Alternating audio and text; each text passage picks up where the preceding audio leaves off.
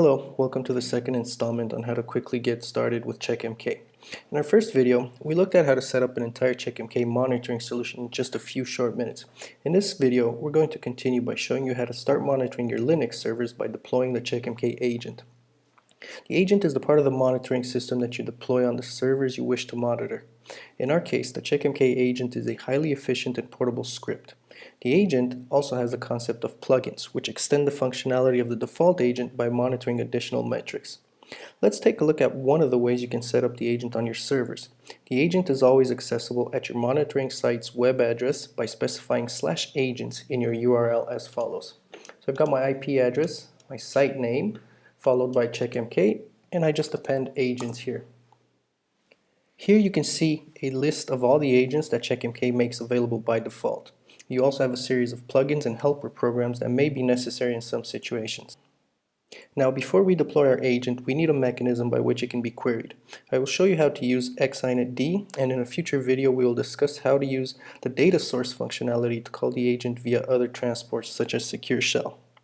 To use xinetd, you need to set it up first, so make sure it is installed and running.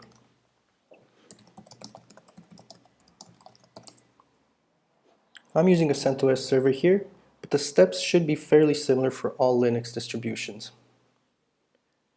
Now that xinetd is installed, let's grab the CheckMK configuration file for xinetd, which is also conveniently provided for us, and place it in etc xinetd.d directory.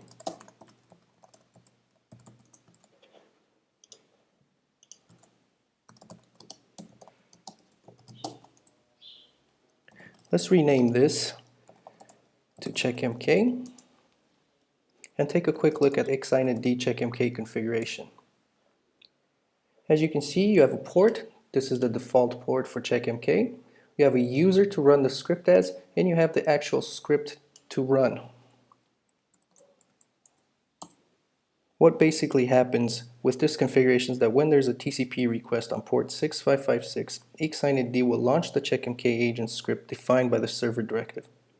Now let's grab the actual CheckMK agent and place it in our USR bin directory. We'll grab the Linux agent, curl this file over. I'll rename this as well, just so that it matches what we have in our xinetd configuration.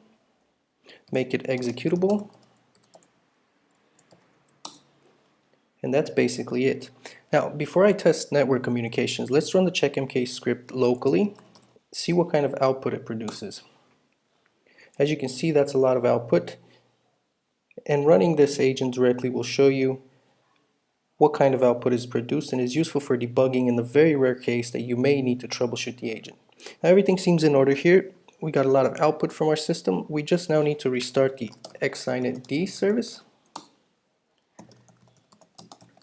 and verify that it's listening on the port we specified. As you can see, it's listening. Go back to our OMD instance, go to the web administration tool, and let's add our first host.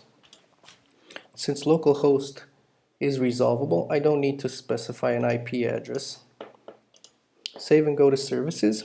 Now, this is one of the reasons that CheckMK is such a great tool for monitoring, the auto discovery.